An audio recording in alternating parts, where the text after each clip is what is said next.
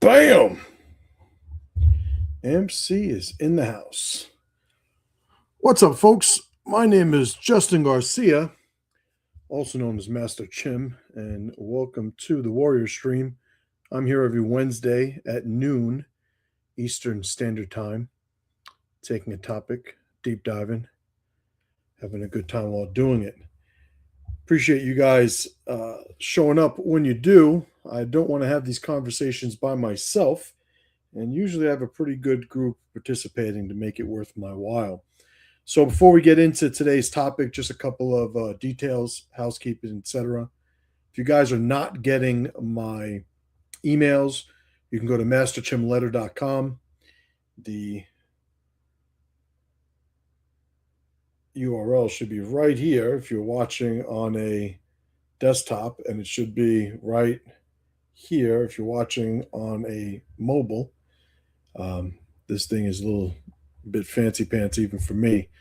But go and get my emails. I have a good time writing those emails every day, and I usually get some pretty good feedback. Sometimes a little bit of hate mail. Sometimes people telling me to go fuck myself. But, everybody's got an opinion, right? What's got going on here? Aaron, what's up, darling? Greetings from Canada in the house. One of my Canadian operatives. I didn't mean that, Canadian government. Don't go knocking on their fucking door. My man Cap is in the house. What's up, brother, man? Good to see you. Jamie, the other Martin of the Martin duo of Canadian operatives. I think maybe every week I should just give you guys a new title. Confuse the government. That's certainly spying on your internet, right, up there in Canada. But everything's going well. A lot of things going on this week, as usual. Man, there's so many topics. Like, I'll be honest, sometimes I have to be disciplined because if it was up to me, and I think everybody this probably applies to, but if it was up to me, I would just talk about the shit that I think is relevant to me every week. And there is some power in being somebody that does that and just says, fuck it. Which kind of speaks to today's topic, right? So as I was thinking about what I wanted to speak about, this dilemma always presents itself where it's like, all right, do I talk about, like, am I going to talk about Trump or the fucking crazy lefties or the guy that got shot, fucking wrestling with ICE or Israel, like Epstein, like how many things am I supposed to like, is there enough going on about that? Do people need to hear my fucking take on that stuff? So much of it is just a waste of fucking time. It's almost like you have somebody who they have this position of, you should never talk about these things that have nothing to do with your life. And then they talk about all these things for like an hour. And it's like, well, wait a minute, aren't we doing a thing that in the beginning you told us not to do? So I'm always, aware of that paradox in like when I'm telling people not to complain. I'm telling men that, you're a fucking bitch if you spend every day complaining about shit instead of having, an outlook of gratitude. But am I complaining about complaining?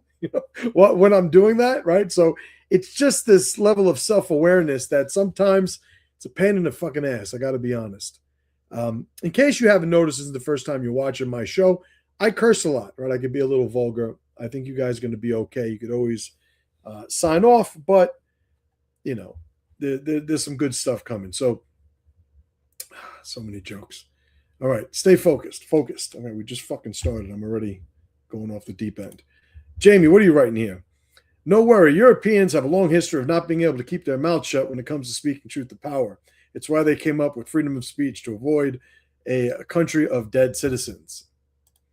Yes, absolutely. But sometimes, like Cypher in the Matrix, some people just want a steak. They don't care if it's actually real. So all right. So today's topic is actually all these. What motivated it was talking about the guys who claim to speak truth to power, right? Such a weird phrase, right? Speak truth to power. Who's the guy? Vivek Ramaswamy. Every fucking speech he gave, and I don't mind Vivek. I mean, he's a little too Indian, if you ask me, but I'm not going to get into what that means. But he always uses this phrase, speaking truth to power. At some point, I guarantee, like, there's some algorithm that rated that phrase as being influential or persuasive. And that's why it was sort of, installed repetitively. And every time he gives a fucking talk, because if there's anyone that's living by a fucking algorithm, it's that guy. But what does it mean to speak truth to power? And, people use the phrase, they don't know what it means. People have different opinions about what it means. And I'll give you a take on my position of it. And that's really what was the impetus for designing today's talk's outline was about. It's really this idea of somebody saying something that he thinks needs to be said. It's almost like a proclamation of its merits along with his identity along with it. I say this is because it's true and because people like me say things like this, and so there's these different variables involved. But then every once in a while, you'll have somebody that'll put something out there that has some gravity to it, right? Some weight to it. And then they'll get some pushback. The temperature goes up, and I like the analogy of the heat and the melting and stuff. And you guys have been following me, you know that I use it a lot. But you have these situations where people are all about it and they're talking that talk until they get a little bit of pushback. And then all of a sudden, at some point, you see the pivot. And sometimes the pivot is a different energy. Sometimes it's a retreat. Sometimes it's a just reclassification of what they were talking about. But they were contacted, right? Or in some way they were reminded of a consequence that they renegotiated their position, once they were made aware of it, right? Or they were made to remember what the consequence was. And you see this a lot of times because people now, probably more than ever, and that's not even a qualified statement. I think it might be true, but I would say, regardless, now more than ever, people are building lives that are disproportionately relying upon the approval of others to some extent. And it's, if you're an employee, it's your employer. If it's, if you're a 30-year-old living in your parents' basement, it's your parents' patients, for what you're doing or not doing with your life. And I think a lot of it has to do because of the bottlenecks that technology create. I'm reminded of people, 10 years ago, almost 10 years ago at this point, when the whole Trump presidency thing became a thing and people started sort of just gravitating towards two sides of a battlefield. You saw a lot of people whose entire livelihoods was on YouTube just completely destroyed because all their eggs were in this fucking virtual basket and they never owned the basket and they paid the consequence, right? And, there's too many examples of this to get into them. I don't think I'm going to add any more value by doing that. But you'll have people who live a life that requires a level of permission and approval. And I say we all do. I'm living on Mount Chim Chim and I don't have to come down and deal with anybody and talk to anybody. Like, that's not my reality. Like, I got fucking people that I gotta, at least acknowledge, their authority like anybody else. If I'm driving on the highway and a fucking cop lights me up from the back, it's like, yeah, I'm pulling over. Even if it's some fucking overweight 40-year-old lesbian, like, I'm pulling over because I understand the authority and the consequence that goes along with that authority that she represents. And it's always like, as Thomas Sowell said, life's a sequence of trade-offs. Everything's a trade-off, this or that. And I think when people position themselves to be very fragile in their ability to sustain themselves independently, every once in a while they may have this sort of this eruption, this seizure of authenticity or self-expression, And then when they're reminded of the world that they rely on, they have to pivot and sort of find a way to reconcile those two things. You have the guy that, will talk back to his boss, the boss fires him, and then the next day he's groveling to the boss to take him back because he had a bad day or whatever other fucking reason to rationalize why he was acting the way he was. There's a lot of just old wisdom around this idea of we are nice because we have to be. We ask for things because we have to be. And there are a lot of things that are functional because of the constraints and limitations of people's power to begin with.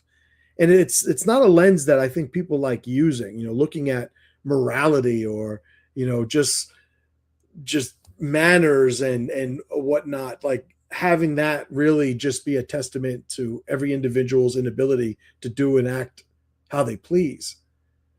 But that is the foundation of how this came to be. We started talking to one another, speaking, communicating to one another just because of the synergy that the teamwork, was capable of. Like we our whole consciousness is, and Nietzsche talks about this. Our consciousness is there first and foremost to help us communicate. And if we didn't have the need to communicate, we wouldn't be as conscious as we otherwise would be required to be, right? A little wordy on that last one, but I think you guys are tracking what I'm saying. So why are we nice to people? Because we have to be. Now, it's not to say that, well, I enjoy being nice. Even if I was a billionaire, I would still be nice to people, and that's fine. And that's fine. But what I'm saying is understand that if we're talking pure functionality, what you're describing, what you're sharing is a preference. You're still going to be nice to people because you think there's virtue and moral value in being nice, which is why you would defend your ability to maintain that aspect of your personality despite a growing level of power. It's like, okay, I would still, oh, what's the actor? I just saw a clip the other day, Christian Bale, right? The Batman actor. Some picture online I saw where he still drives his like 20-year-old Toyota Tacoma truck. It's like, oh, this guy, this is the type of person he is. It's like, okay, I guess we'll say that's valuable. If I was Christian Bale, I'd probably have a new car. I'm just saying. I own two cars, the two used cars. You know what? One's got a fucking transmission fluid leak right now that once the snow fucking goes away, I got to go and figure out how many fucking thousands of dollars that's going to cost me. You know what? I think I'd buy a better car. So to virtue signal the Lamborghini, different application, but conceptually in the same ballpark, is the person virtue signaling the $20 truck that he could afford a much better version of. I'm not saying that that's what Christian Bale is doing. What I'm saying is it's probably what he's doing. So again, I think when we're trying to establish authority, right? The whole premise of today's outline is about authority. It's called the authority test, right? Power without permission. When you're in charge, you need to act in charge. And when you're in charge, you don't need to ask permission. To ask permission when you are in charge is to imply that you are really not in charge, right? It's the person who every day of his life, he tries to make himself more impressive to strangers without ever realizing that that process that he's following is giving strangers control of his life. They are in charge of his life and the decisions that he's making, if his decisions are based on their approval or disapproval. So let's get to this list. Let's get back on mission. I'm going all over the place.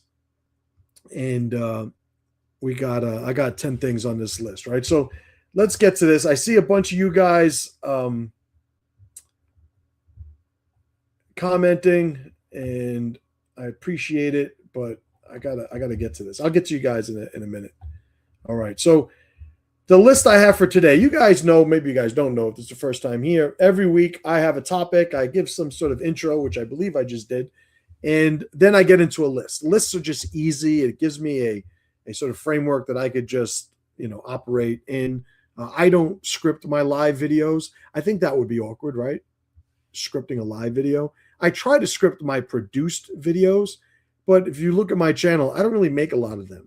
I much prefer to do this. But let's get to the list. I'm fucking rambling, right? So here's the list for today. 10 signals that an authority requires permission. 10 signals that an authority requires permission. And then I was compelled to add a component of how to fix it, right? So if you're in a fucked up spot, how can you fix it, right? So we're going to start with number 10. And let's bring that up on stage. This is where I start fucking up. Too many damn buttons on the screen. And I don't have a producer, so I got to figure this shit out on the fly. All right, so let's get it popping. All right, so the number 10 reason, or number 10 signal, right, fucking up, that an authority requires permission. Number 10. Number 10, we're doing a countdown to number 1. Number 10, they apologize too fast. They apologize too fast. So what's this about?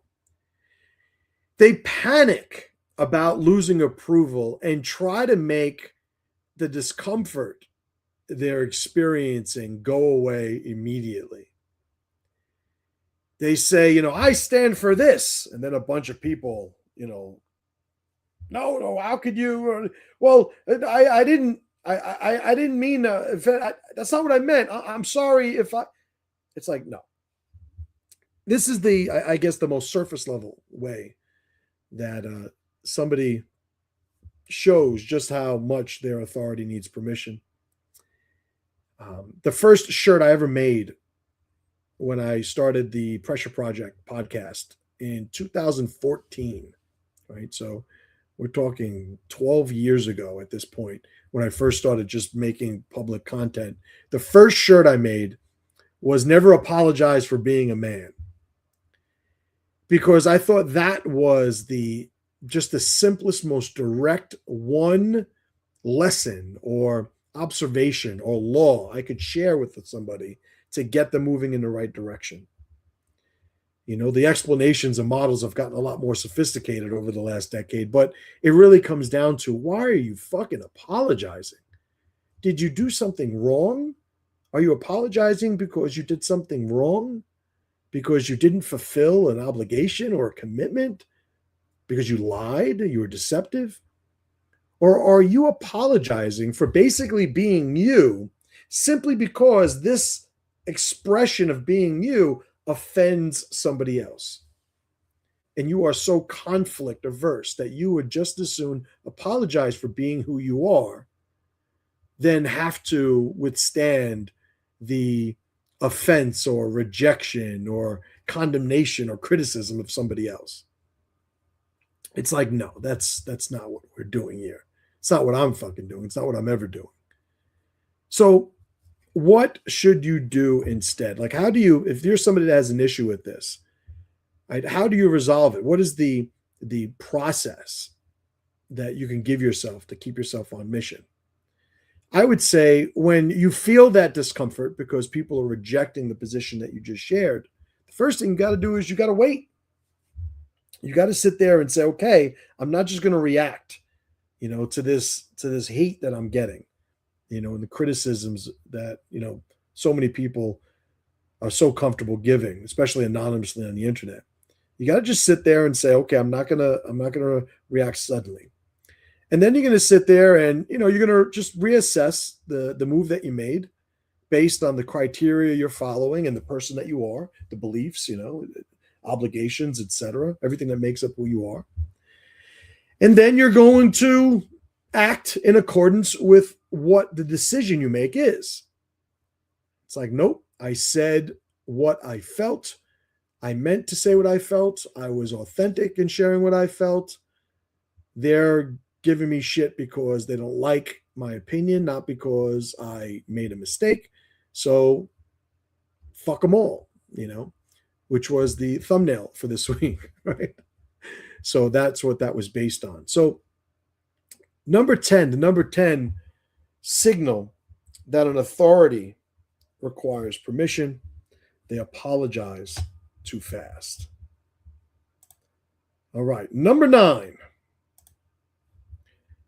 they start explaining themselves. This is one that you guys are familiar with. People start talking and suddenly, when it starts landing on the crowd they're speaking to, they notice that the energy shifts. The receptive energy that they experienced just before they stated an opinion suddenly starts moving around and away from them. So what do? They start justifying themselves to the people so the people don't turn on them. They start saying, well, what I actually meant was, because if you think about it, and it's like, if you said everything that you need to say, any explanation that you're giving after it is just a justification because you didn't like how what you had said before landed on the person you're saying it to. You'll see this sometimes in the sales process, right? Which a lot of times when, this is a little business angle, but if a salesman positions himself weakly, he is not perceived as an authority on what it is that he's offering to a prospect in a sales conversation. And he'll make an offer. The person will say something rejecting or criticizing that offer, and immediately they start explaining it. My coaching program, right? The pressure process, which is the one-on-one coaching program that I have with people. It's not cheap. And there are people who apply and they get to the point where they understand or they're given the terms of what it would be. And they're like, oh, that's too expensive. It's like, okay. Okay. I get it. And it's, there's no judgment. It's basically overlap and offset in my mind. It's compatibility and incompatibility. If this is expensive, it's expensive to you. And if it's expensive to you, then yeah, you probably shouldn't do it because you just can't afford it, it's not an insult. It's just an assessment. Jim Rohn says, it's not that it's expensive. It's that you can't afford it. So for me, I don't explain myself. Why? Because I do position myself and feel that I am the authority in my business. And that's conveyed when I speak to people, regarding business, topics, right? So how do you fix this, right? What should you do instead of starting to explain yourself, justify yourself? It's very easy. You're going to tell yourself, I'm just going to say it once. I'm going to say it once. And whatever an individual's reaction is going to be, I'll deal with that reaction on its face, but I'm not going to restate something that I'd already said to make it more palatable to the person who's rejecting it, or the person who's criticizing me as a result of expressing it. I'm just going to say things once, and then I'm going to keep it moving. And it's going to be what it's going to be. And there's plenty of times where, again, I'll use my coaching business as an example. I have guys that are very motivated to do coaching with me. And then, during the application process, I find out some things that they're about that just really don't align with who I am and the type of work that I do. And I let them know, like, I don't think this is going to work. And I haven't even told them, what the investment is to start the coaching with me, because it doesn't even matter, because no matter how much money they give me, it's just not going to be an aligned relationship. At some point, I'm going to be giving them something that they don't want to design a life that they're not trying to design. So that incompatibility should be acknowledged and responded to without anybody sacrificing their identity in the process, right? So number 9, they start explaining themselves. All right. So number 8,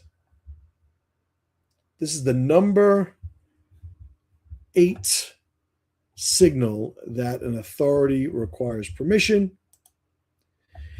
They reference the crowd So they say what they're going to say, and they start getting a little bit of heat, and suddenly they start to lean on the justification or the validation of what other people think, because the pressure was enough to make them not even trust their own position.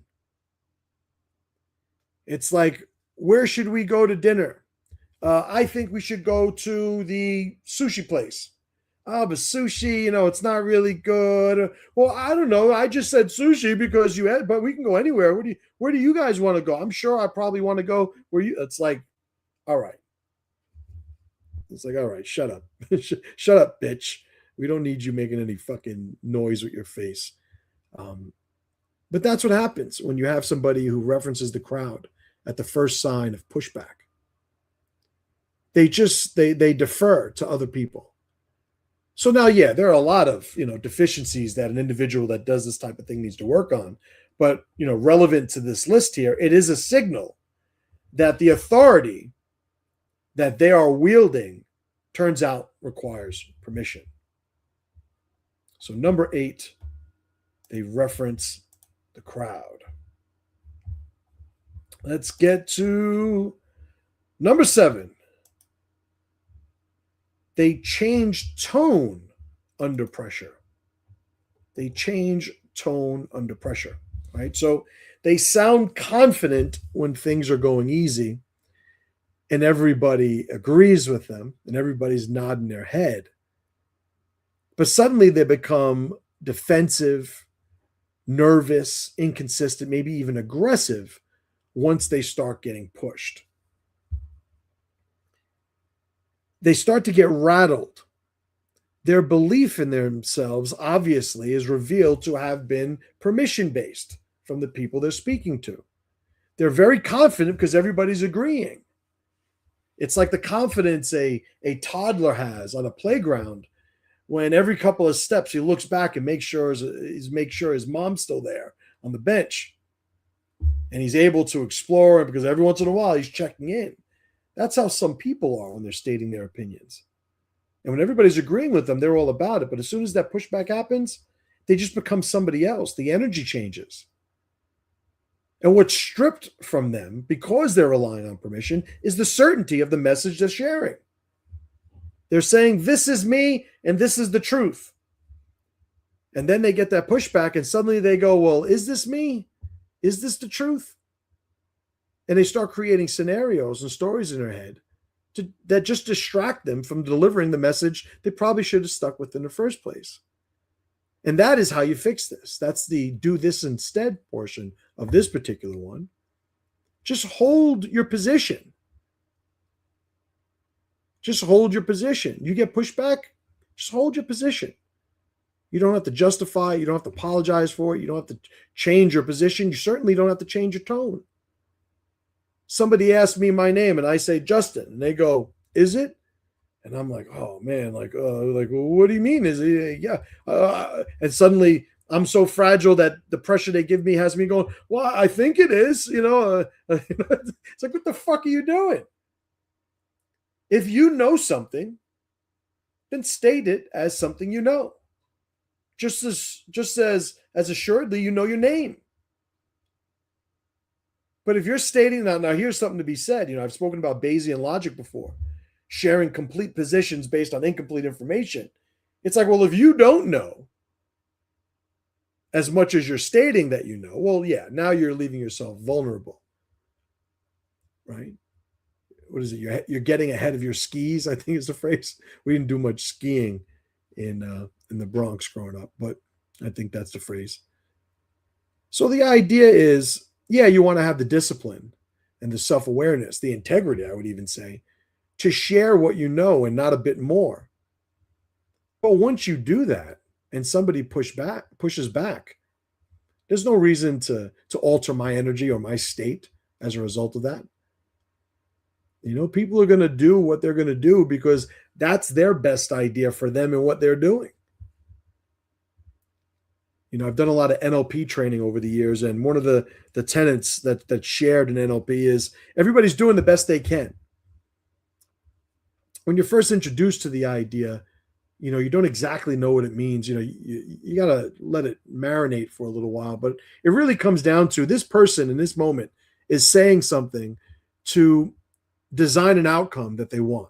They might not want it consciously, right? A lot of times people, they explode emotionally because unbeknownst to them in the moment, they're really seeking catharsis, right? They're trying to vent and get some sort of release so they can get their equilibrium back. They might not be conscious of it, but everybody in every moment is trying to generate the outcome they want. I'm doing that in this moment without consciously being aware of every aspect of that, as are you. If you're watching this right now, there's a fuck ton of other shit you could be doing right now, but you're doing this because out of all the options in this moment, you're like, this is the best idea. And I appreciate that, by the way.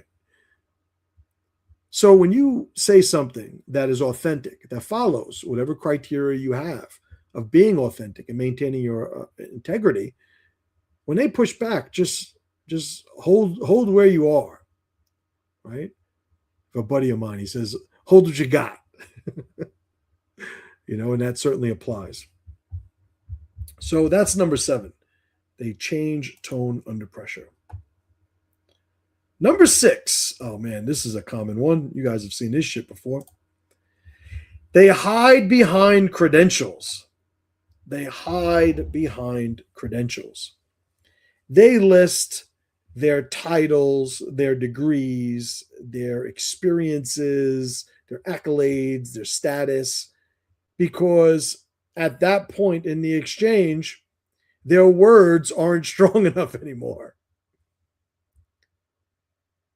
I remember I was once asked, I used to play handball a lot when, growing up in the Bronx.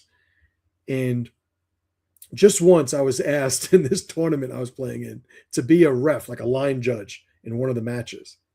The first call I make, everybody in the park disagrees with, right?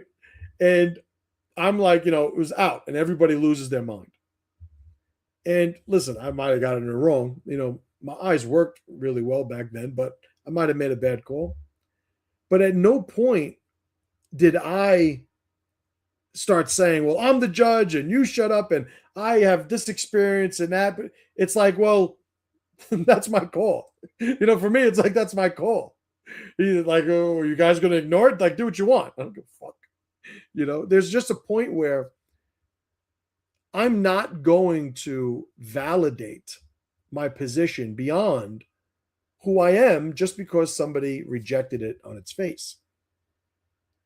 It's like, well, what do you think? I think it's this. Well, what do you know? It's like, well, wait a minute. That's the question you got to ask before you ask me my opinion. But if I'm stating something, you don't get to try and increase the qualification criteria just because you disagree with it. Nor am I going to play along with that. Right?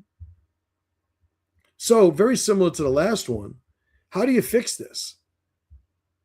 Instead of hiding behind your credentials because people are rejecting what you're saying, you just stand on the statement that you shared. Right? You just hold your position again. It's like, well, that's what I said. Any qualification should have happened before they considered what you said.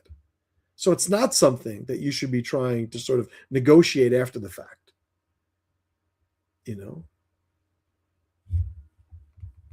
So number 6, they hide behind credentials. Let's see if we got some comments.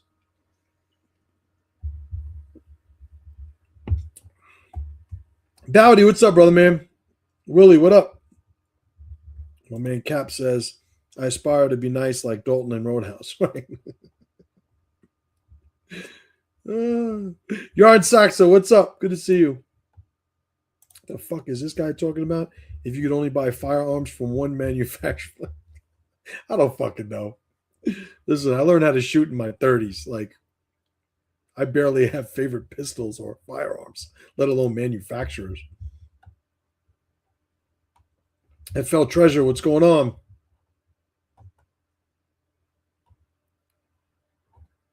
Johnny Groob. All right, where am I? Fucking getting lost here. All right, so we just went over number 6. Let's get to number 5 in the list. We're moving. We are moving. Number 5. They argue instead of state. I think I cut that one off. I think it was supposed to be state their opinion or state whatever. And fucking that works. So they argue instead of making a statement. They get pulled into these exchanges, these back and forths, because in order to feel secure and certain about their position, they need people to agree. They need people to align. They don't want to be the person, or I should say, they don't have the ability to be the person who could stand firm when everybody disagrees with them. So what they'll try and do is, since they're not winning the persuasion battle or the logic battle, what they'll do is they'll try and dominate the other person by arguing aggressively in order to somehow supplement the strength of their position. So how are you supposed to deal with this so that this doesn't happen? How are you supposed to deal with this type of situation so you don't find yourself arguing? It's very easy. And there's a recurring theme here. You made the call already. Stand by it. If I'm saying, well, I think this is the thing we should do next. Oh, why would you say that? This, and people can get aggressive, and because sometimes people can't handle that sort of disagreement, right? And your position might be the thing that sets them off into one of these dysfunctional, reactive states. So if you're now changing your state based on their reactive state, it's like, who's leading the dance here? It's like, I think we should do this next. Oh, I don't understand why the fuck you did that. It's like, okay, are you done? Right? I had one of my coaching guys the other day. You might be watching. Shout out to you if you are. I'm not going to say your name, but we were going over some stuff for his business, and he was a little poopy faced, right? He had a little woe is me going on. And I told him, I said, man, that story is pretty fucking emotional. I said, those are the type of stories you write with paintbrushes. It's so expressive and emotive.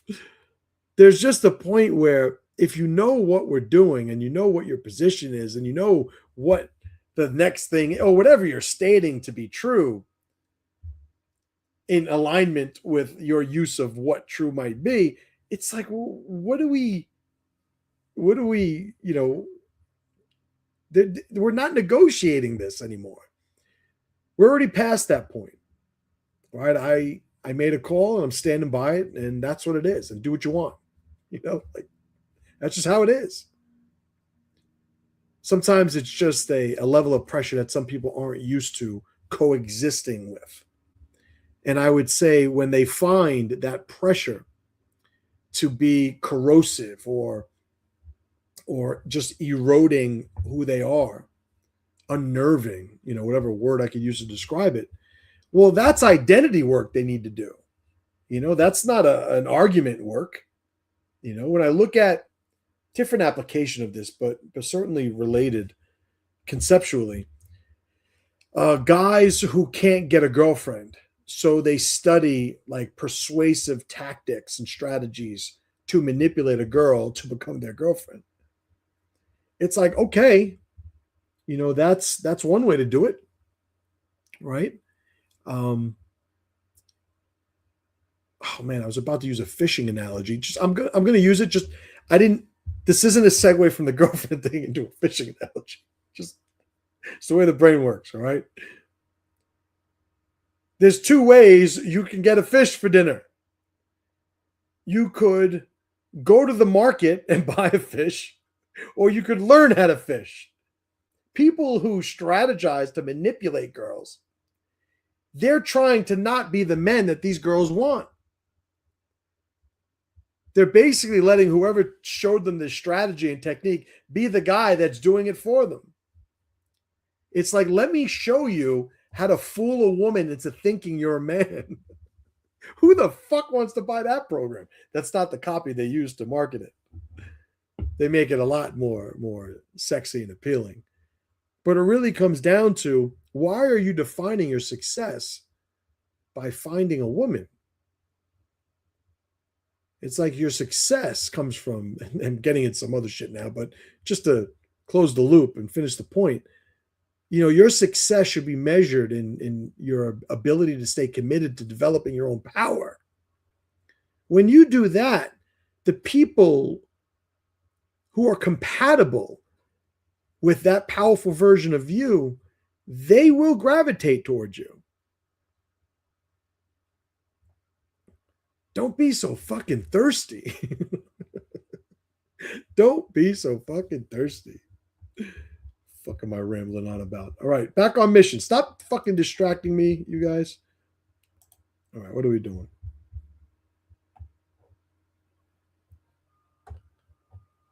All right, we got some comments. Mark, what's going on?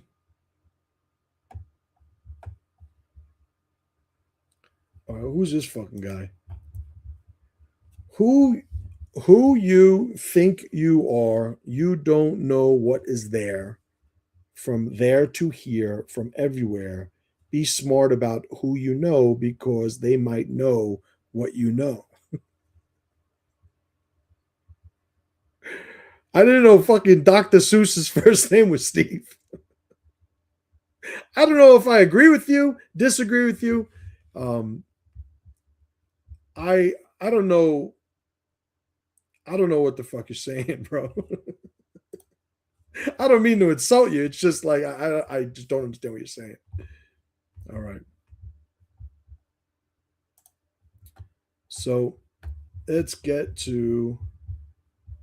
Oh, he wrote something else. Welcome to the Dr. Seuss show. Nah, bro, you are wrong about that. I don't know. I don't know what you're referring to. Feel free to write whatever you want, and I'll respond to it. But I got to get through this list.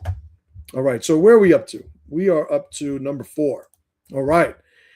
They seek moral cover. They seek moral cover, right? So remember, this is somebody who is trying to be or act from a position of authority, but it turns out they do this thing that shows they were relying on permission the whole time. So they seek moral cover. They'll wrap their position in virtue signaling or righteousness because they can't stand on the merits of their position directly. It's like somebody who says something, gets some feedback, and then they'll quote like a scripture and say, well, this says, it's like, well, wait a minute. Like, we're trying to argue the merits a lot of times of preference. And when you start trying to anchor your preference to truth, you're saying it's not preference. You're saying it's just the way it is, Like if I asked you what's your favorite ice cream flavor and you say vanilla and I say I disagree, and you say, well, if you look at this book of what the vanilla flavor is, it's like you're looking for some sort of objective support for your position. And that's how people a lot of times use morality. They try to gain the moral high ground when they can't gain the structural one, the logical one, the power-based one, right? It's like you're arguing with somebody, and this is usually either women or womanly men, where you're getting to an argument, you'll say something, and they'll go, "But why are you raising your voice?" Or with me, it's usually, "But why are you cursing?" It's like, all right. So now I gotta fucking behave by your rules, It just becomes, it's like, all right, so we're not arguing the thing then. You're just trying to go somewhere else with it, somewhere where you could feel that you have the high ground. And this is common with people, that they just can't stand on their positions directly. So they try to sort of just wrap it up in this moral superiority or this more generally moral positioning. It's like, no, man, just stay on the merits of what you're saying. So what should you do instead? You should already explain what your values are. They should be stated. They should be understood to the level at which it applies to what it is that you're saying that's getting all the feedback. It's like if I have a Catholic priest who's saying, I believe in, helping old ladies cross the street. And I go, well, that old lady's an asshole. Like, I don't know. I'm making something up. And he goes, well, the Bible says, like, listen, you got the thing. Like, I get it. You talking about the Bible is not going to change my position on what this is, because I understand that that is how you're making your decisions, because you got the whole get up on, with the thing. I don't know what it's fucking called.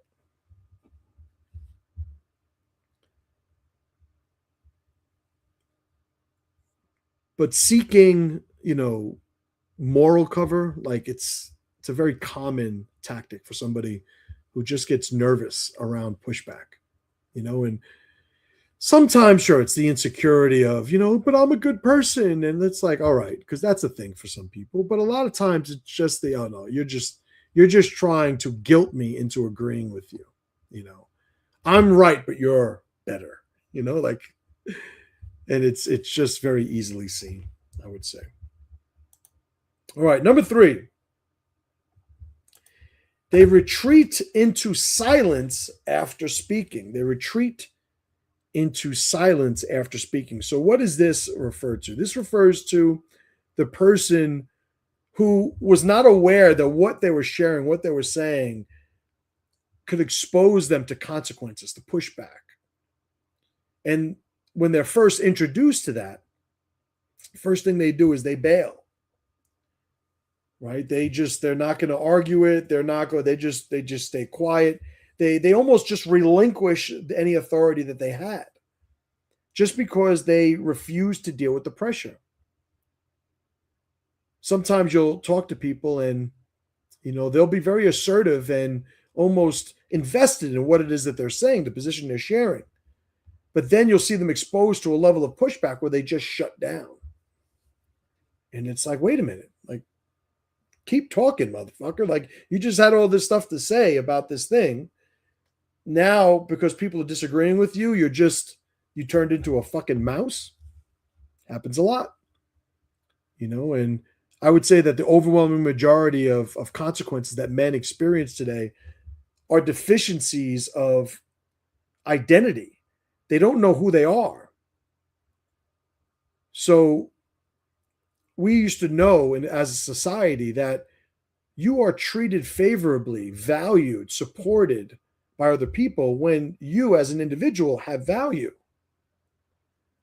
But it used to be, I'm going to create value, and then I would develop these relationships as a result of that value observed by other people. But now it's get the approval by any means necessary, but there is no process of value that precedes that, per se. It's like, I will be loved by all if I am the strongest, best man I could be. It's like, what's not understood by men today is that you got to do that on your own first.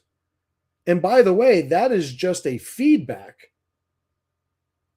a symptom even, of you doing the right thing over here. So when you see people that just clam up, they're like, oh, this isn't going the way I want, because they're not standing on anything, obviously, clearly, that was based on who they are and their identity. They were saying something and representing something because they wanted the outcome that they thought it would produce. And when they don't get it, it's like, all right, let me stop speaking. Let me not make it any worse, right? Probably more practically.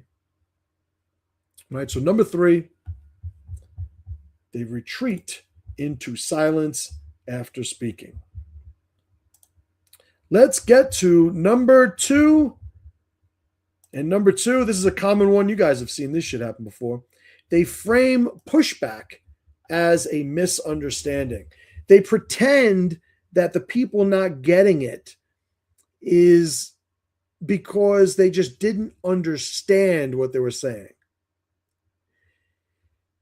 They know they're threatened by the disagreement itself. They know they don't like that people are disagreeing with them. So they don't accept the premise that it's even possible. It's like, no, you don't get it. Let me just explain it a little bit more so you understand that I'm right. And everything that you are, that you know you are, turns out is wrong. What's your favorite ice cream flavor? Vanilla. Well, let me show you and explain to you why why vanilla actually isn't your favorite ice cream. It's like, motherfucker, I know what my favorite ice cream flavor is. Mine is vanilla Swiss almond, by the way. Objectively, the best ice cream flavor there is. So now, how do you fix having this shortcoming, right? Of framing every disagreement and misunderstanding? It's very easy. You allow disagreement.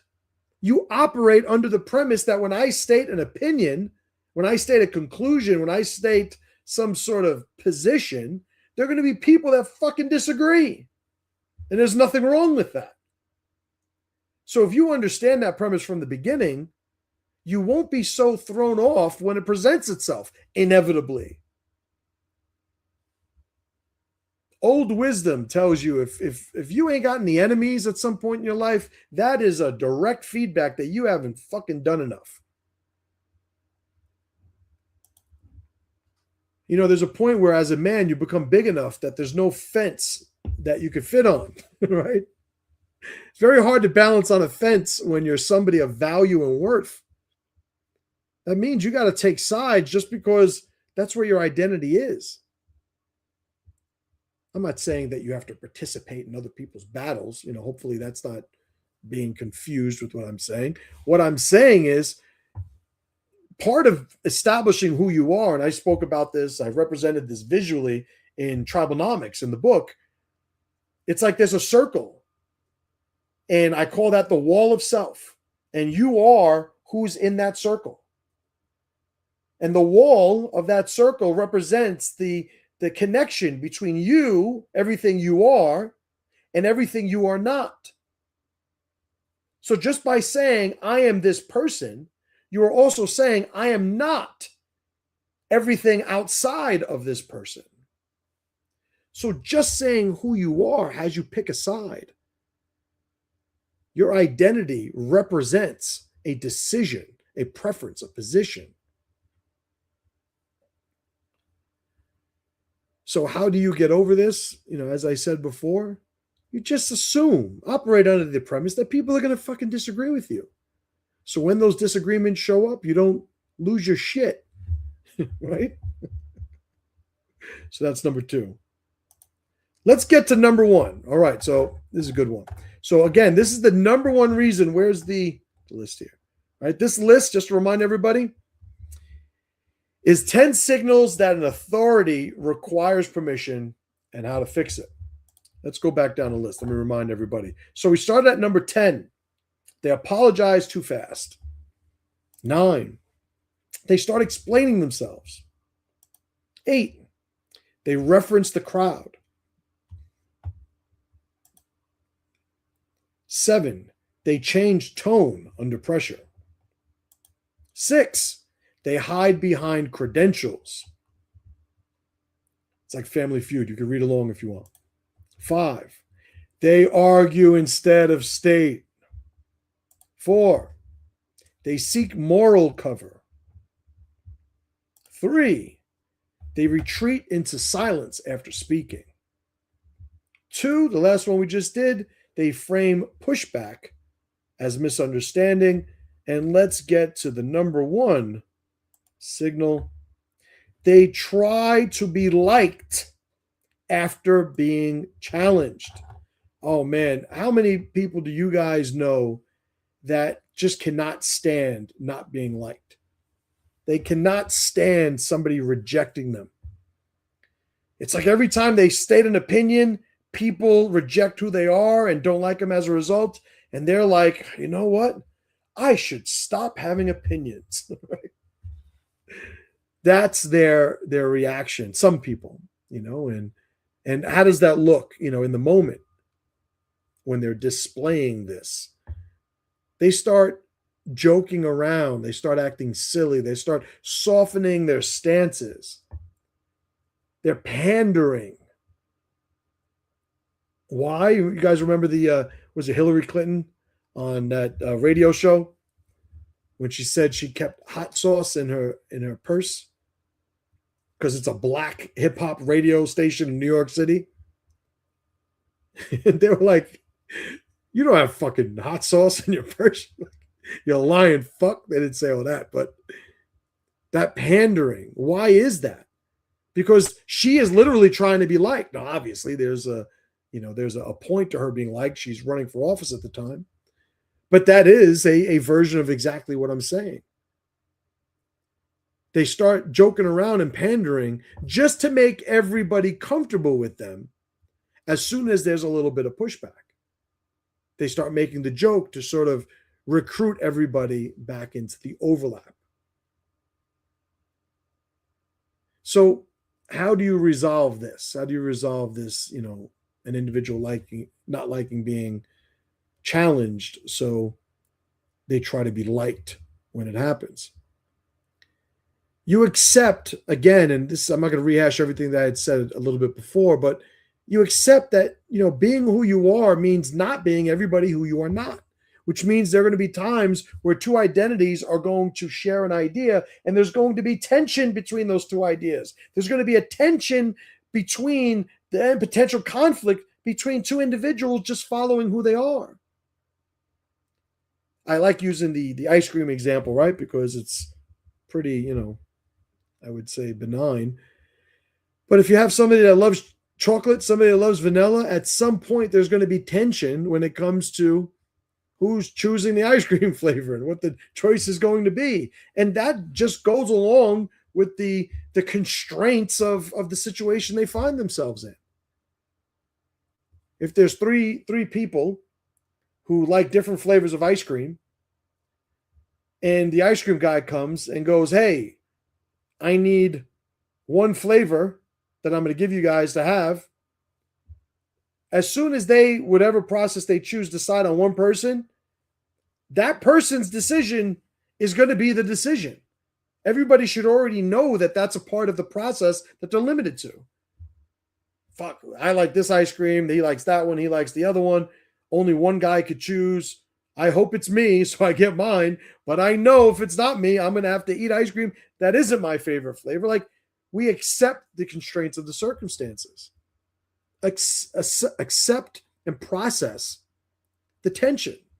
It's okay to have tension, because a lot of times it's just everybody staying true to who they are, with the full understanding that they're not going to be completely overlapped with everybody. It's like when somebody adds the condition to comparing themselves to somebody else. I really like his stuff. I don't agree with everything. It's like, you never have to say that, by the way. We say that because here we are pandering a little bit. But you don't agree with everybody on everything. So saying I don't agree with him on everything, it's really a useless statement. So understand the motivation for saying that when you do. It's to just sort of soften up the potential tension that could arise from you saying what you said. So number one, they try to be liked after being challenged, right? So if we're talking about authority, authority isn't about being right. It isn't about apologizing. It's about when the heat gets turned up, do you change? Do you melt? In the friction audit, right? A program that I made, I don't even know if the link's in the description. I talk about friction, the main function of friction being an external source of resistance against your efforts. People look at that as like something that's bad, something that is unfortunate, something that they should never want. But at some point it becomes throwing the baby out with the bathwater. It's almost like being resentful that weights at the gym are heavy. Friction is the resistance that gives you the ability, number one, to understand exactly the merits of who you are and what you're trying to do. I've had a lot of people, I've run a martial arts school 25 years. I've had guys tell me, I want to fight MMA. It's like, okay, you want to fight MMA? If you want to fight MMA, I want you to fight MMA. Come to the MMA class. And then they spend a couple of hours getting punched in the face. And a lot of guys over the years, next time I see them, it turns out, I don't think MMA is for me. I think I'm just going to stick. It's like, go over there. It's like, that's what I understand them to be. That's, there's nothing wrong with that, but that's what the friction does. in that particular example. It reveals to them who they are, because maybe they actually thought they were interested in fighting MMA. Turns out they like the idea of fighting MMA more than they like fighting MMA, right? Two different things. So I hope that list made sense. Let me see if there's more comments. What's going on here? Here on Saxis says, what a strange comment. No, I think that was the Dr. Seuss guy. And again, like, listen, whoever you are, Steve, wherever you are, like, if you got a point, share it. I'm be more than happy to discuss it. There's never been one conversation I've ever run from. My man Cap says, chocolate chip cookie dough, cookies and cream. Those are your favorites? What's the third fucking kind? Fucking diabetes? Like, how do you have two fucking favorites?